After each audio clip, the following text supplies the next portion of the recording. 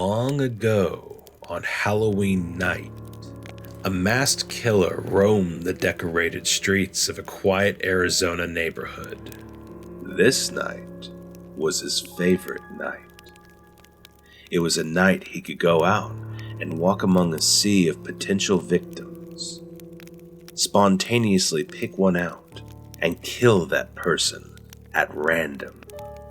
No stalking, no planning, just relaxing, instant gratification. His blade trembled with anticipation in his hand as he hunted quietly among the crowd of excited trick-or-treaters.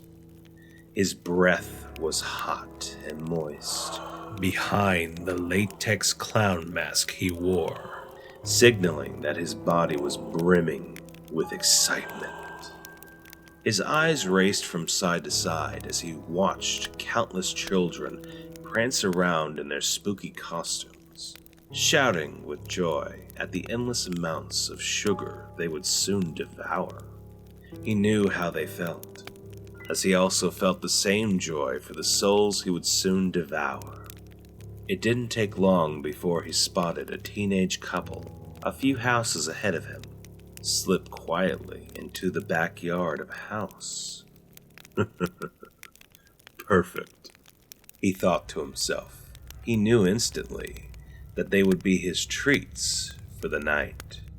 Shutting out all the activity and noise around him, he began to make his way to the backyard.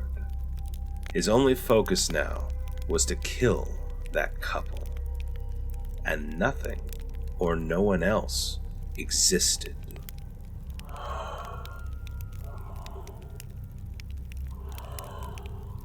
He peeked slowly around the gate of the wooden privacy fence, so as not to be noticed by the teens.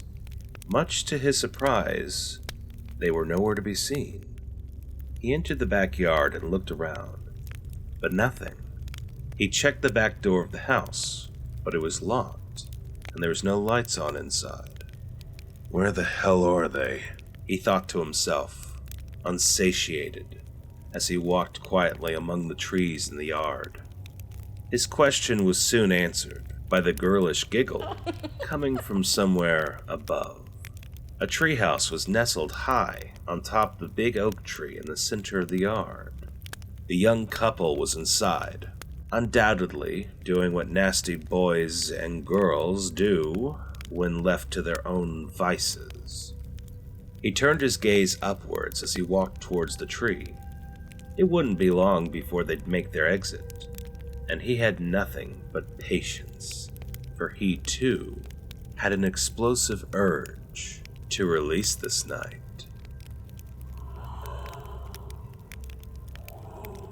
As the couple entertained themselves in the treehouse, the silent killer leaned behind the tree and waited, raking his blade against the bark. He carved an ominous message that read, "I will find you, and I will kill you," a warning to any who would come across the mess he was about to leave. As he finished his crude writing, he heard scuffling on the wooden floor above him. I gotta take a piss, babe. I'll be right back," the boy said, slipping into his jeans. He blew her a kiss as he exited through the trap door on the floor of the treehouse. He didn't even get 1 foot on the ground before the killer behind him reached out and clamped his hand fiercely around the young teen's throat. He slammed the teen's head against the rough bark over and over as the blood sprayed onto his mask. The boy struggled to break free, but he was no match for the strength of this maniac. With one final slam, he heard the boy's skull crack. His limp figure fell free from the killer's grip and collapsed into a heap on the grass. Glaring down at the young boy, he felt no remorse for what he had done. In fact, it was quite the opposite. He was invigorated, A thump from above refocused his attention on the girl still inside the treehouse. He took hold of the wooden planks nailed into the side of the tree and made his way up to the trap door. Well, it took you long enough, she began to say as the creaking of the door echoed inside the small room. I thought... She stopped suddenly as she turned over to see who was standing over her. She began to cry in fear as blood dripped from his mask onto her milky white flesh. He gently waved his blade from side to side as he started to crouch down beside her. Please don't hurt me! Please! She begged, but her cries of desperation had no effect on the killer as he made his way closer to her. In a desperate effort to save herself, she began pushing herself away from him until she was in the far corner of the treehouse. The man stood up, sheathed his blade, walked over to her, and reached down to help her up, as if sympathizing with her. Her tears began to slow as she looked him in the eyes, believing that he wouldn't harm her. She smiled a bit before the man jerked his hand from hers and forcefully grabbed her throat. The rubber of the glove he wore was all she could feel before he pushed her against the wall and raised her body higher. Exposing the blade once more, he lightly pressed the razor-sharp tip against the soft skin of her belly. He didn't even have to move his blade, for her frantic struggles were creating deep incisions in her body. Thick crimson poured onto the floor as she slowly began to go numb. Aggravated by being deprived of his kill, the man dropped the knife and, grasping her neck with both hands this time, squeezed the remaining life from her body. As she hung limp in his hands, he threw his head back and exhaled a deep breath of satisfaction. After he had gathered himself, he carried the young girl to the window with his hands still clasped around her throat and tossed her out like a rag doll. The killer glanced down as her lifeless body landed beside her boyfriend, their hands now together one final time. After leaping down from the window, he paused to take a picture of his kill.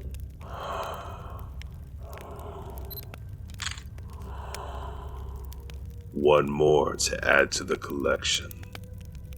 As the children continued to run up and down the sidewalks in search of candy, he walked silently into the night, and he was tired and ready to go home.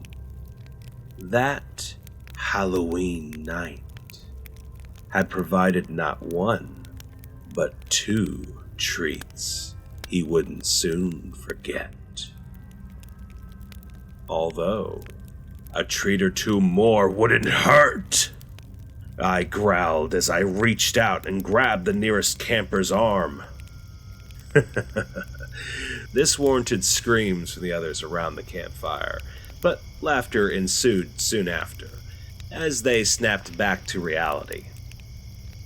That was crazy, Counselor Jack. Awesome. Totally freaked out. Yeah, did you come up with that on your own? I've been looking forward to telling that one for a while now. But to be honest with you guys, I did base it off of an incident that happened not too long ago. Oh, I knew it. I thought I heard a story like that on the news. The campers began discussing amongst themselves all the gory details, which led the kids to start sharing scary stories with each other. One boy, though, was looking over at me. His face was draped in concern. Why, though? Did the story scare him that badly? Perhaps he knew someone who had died in that manner? Or maybe, just maybe, he saw the small tufts of red hair sticking out from under the flap of my backpack. I smile, a knowing smile, at the boy as my hand slowly moves down to the knife I keep tucked away in my boot. I guess a treat or two more wouldn't hurt.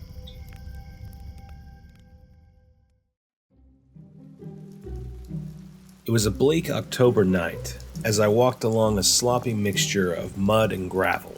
The dimly lit country road seemed to stretch on forever. What started as a gentle drizzle had quickly evolved into a full-on downpour. Up ahead, I saw a fence alongside the road. Each fence post was spiked on top to discourage trespassers, I'm sure. I picked up my pace running along the fence line until I reached its gated gravel driveway. A sign hung from the gate saying, "Haunted House, enter if you dare." Now, I had been past this fence many times before, and I'd never seen this sign. Interesting, I said to myself. Considering I was getting soaking wet, dare I did. As I sprinted up the long driveway, I could barely make out, through the pouring rain, the silhouette of the so-called haunted house that stood just ahead of me. It was utterly dilapidated. The roof was nothing but rotting slate. That, frankly, was 2 good storms away from caving in. The paint was falling off in chunks from its old wooden sides. And the windows, which were so grimy I could barely see through them, were decorated with cheesy stickers of grinning jack-o'-lanterns, ugly witches, and angry black cats. I struggled to find the path that led up to the house, as it was overgrown with waist-high weeds that were long since dead. As I walked onto the front porch, cobwebs encased my head, causing me to flap around wildly. I hate spiders with a passion, and the thought of one of those vile little creatures on me. Well, I can't have that. While checking myself to make sure nothing was crawling on my clothes, I was taken by surprise when the front door suddenly slammed open, hitting the outside wall of the house hard.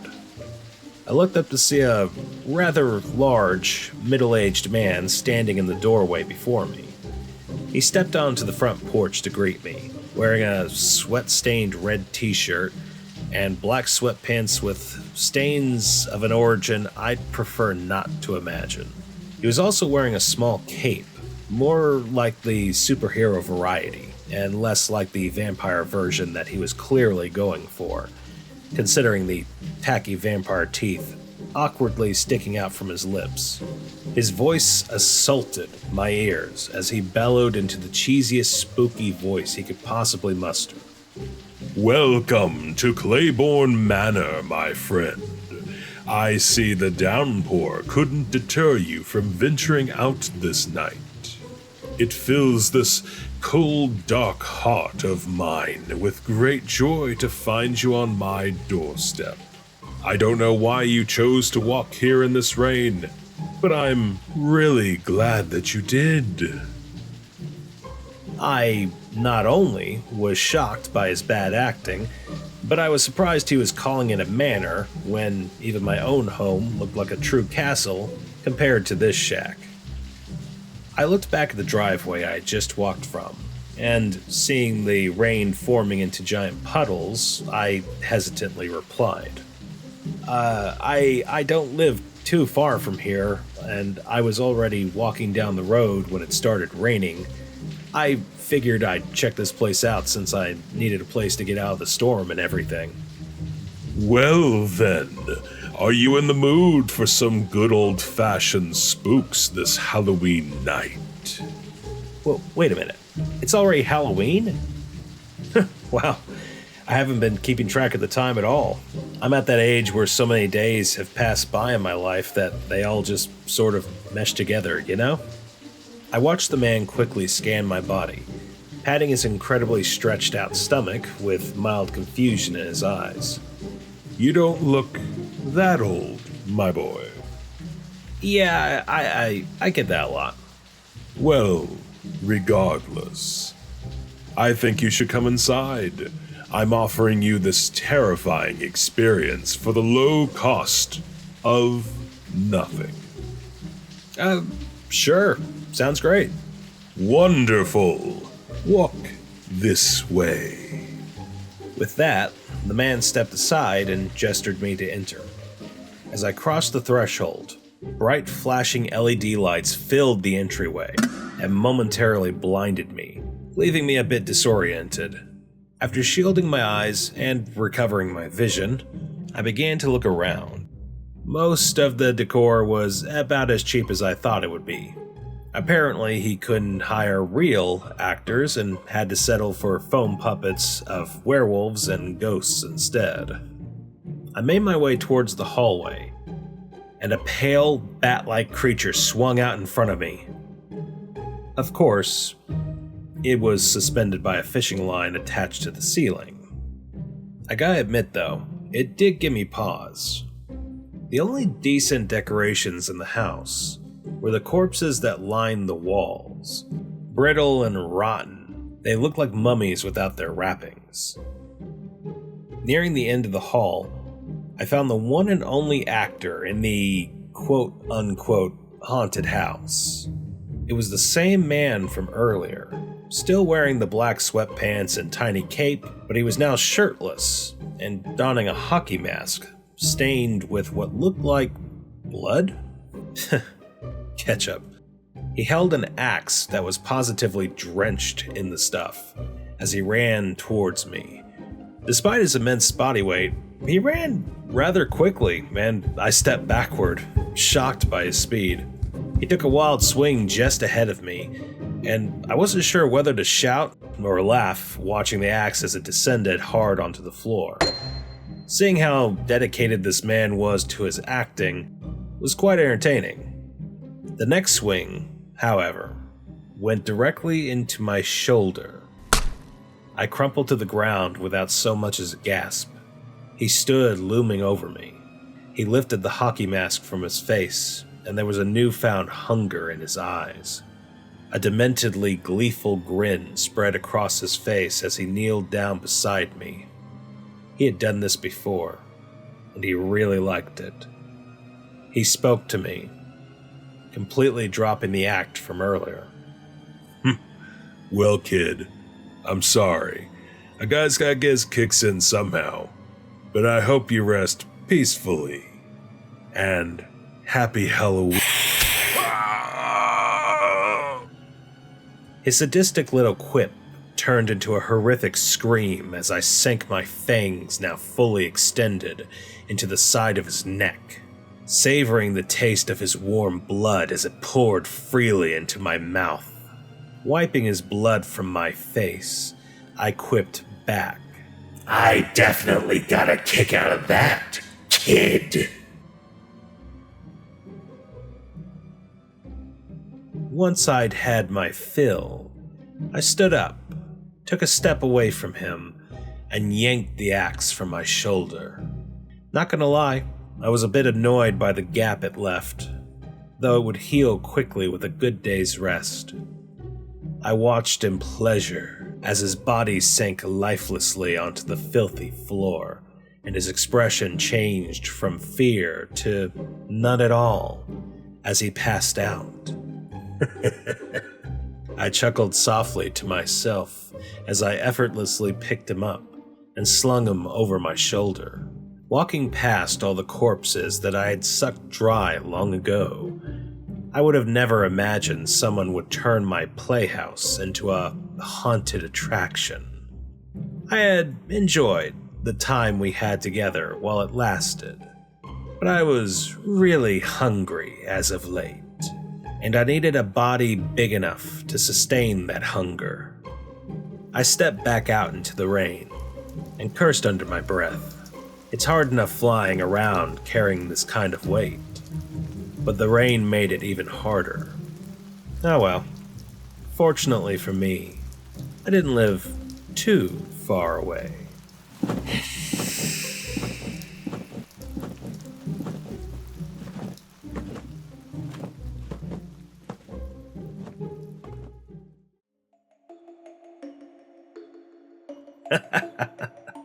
Let me tell you, when I was a kid, my favorite part of Halloween was carving pumpkins.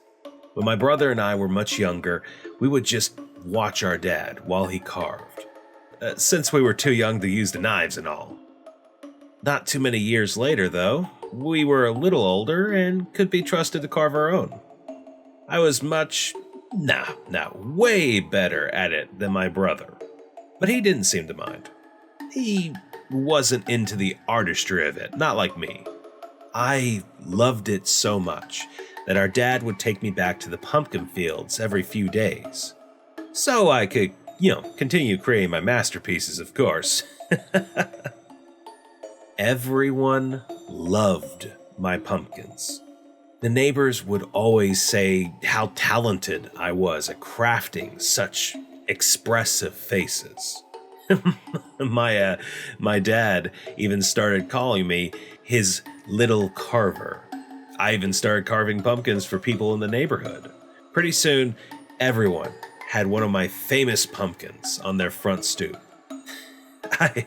I remember my dad bragging to one of the neighbors that I could I could probably carve a pumpkin in my sleep. The Halloween after I turned 12. Now that was special. I got more candy than any other night of trick-or-treating in my entire life. People gave me extra as a way of saying thank you for the pumpkins. There was so much that I had to give some to my brother, which I normally wouldn't do. He gave me a big hug and said he loved me. So I smacked him and called him an idiot. Oh, just brothers being brothers. We ate so much candy, we went to bed with stomach aches. That night, I had a dream that I went to the pumpkin fields alone. It was dark, and all I could see in every direction were pumpkins of all shapes and sizes. I strolled through the rows, searching for just the right one. A voice from behind me said, "Pick me!" So I turned around and saw a huge, magnificent pumpkin. It was almost as big as I was, and looked ripe for the carving.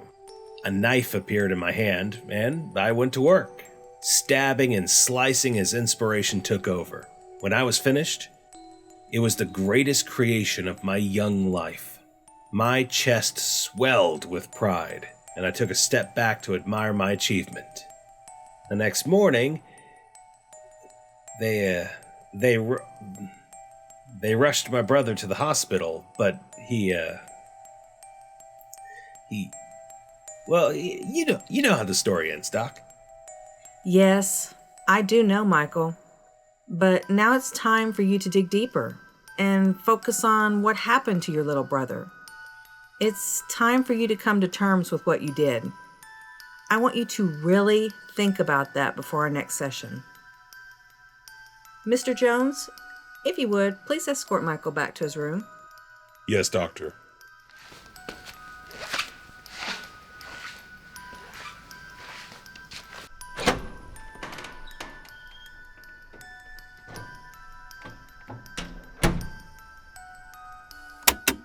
Patient 1031, still displaying narcissistic tendencies, and refuses to confront his part in his brother's death. It's my recommendation that he be isolated from the other patients and confined to his room during the month of October to avoid any additional incidents like those in previous years.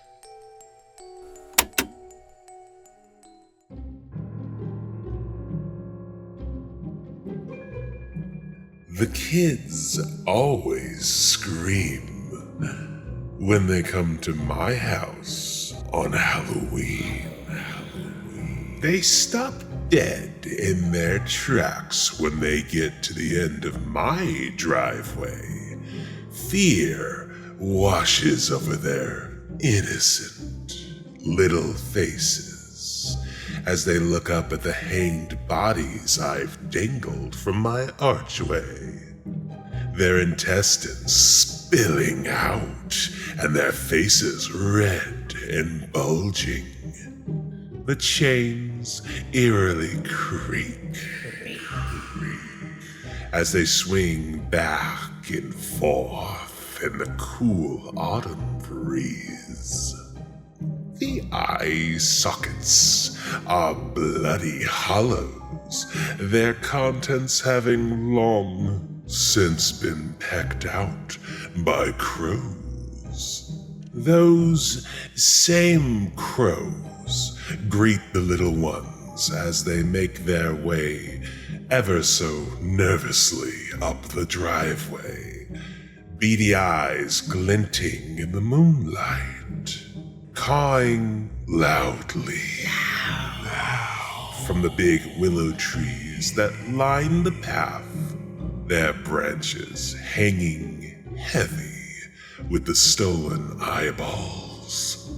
There are other things, too, in between the trees, even harder to make out. A bloody skull here, a mangy rat there. And then they see the house itself. They all stop, their little brains toiling over whether to continue on their quest for candy, or to turn tail and run home to Mommy and Daddy. Rows of uneven graves lead up to it, their headstones askew, their plots freshly dug.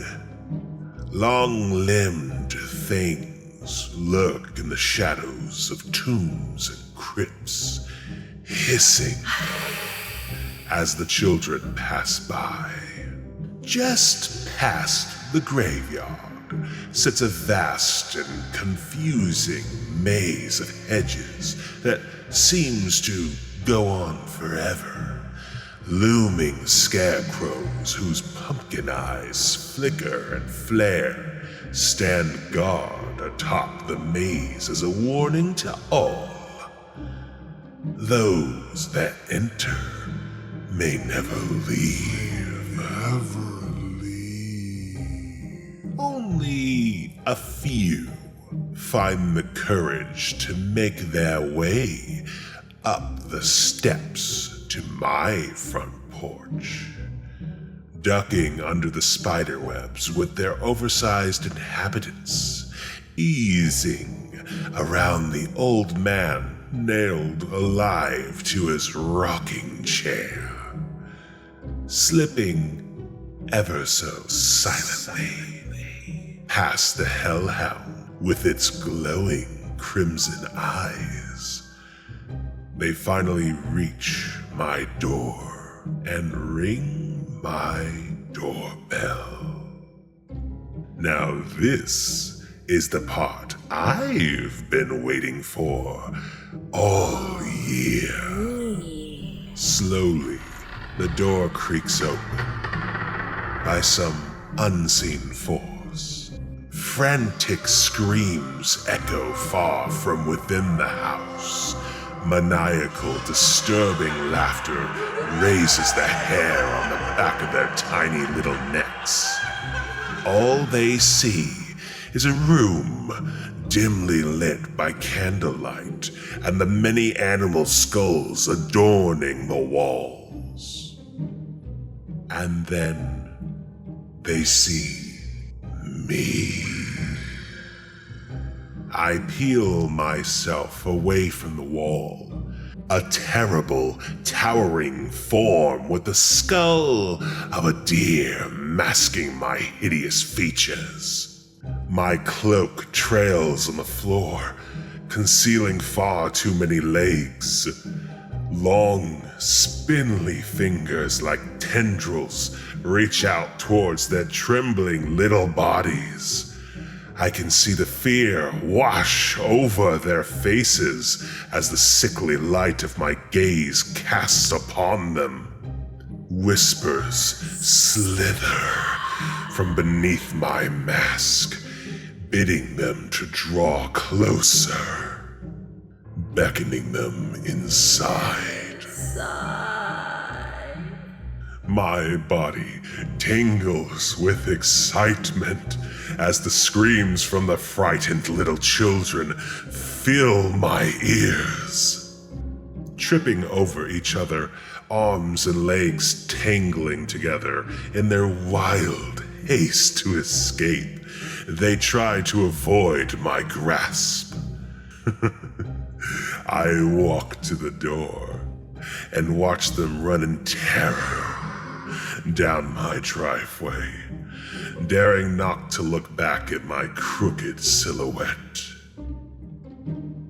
But, of course, it's all fake. A well-orchestrated show of lighting tricks, animatronics, and some hidden speakers. Rubber creatures with oscillating lights to make them seem as though they were alive and moving. Props carefully crafted over a period of years, their every detail made all too real. Nothing more, really, than smoke and mirrors and a touch of eerie music. Well, at least most of it is.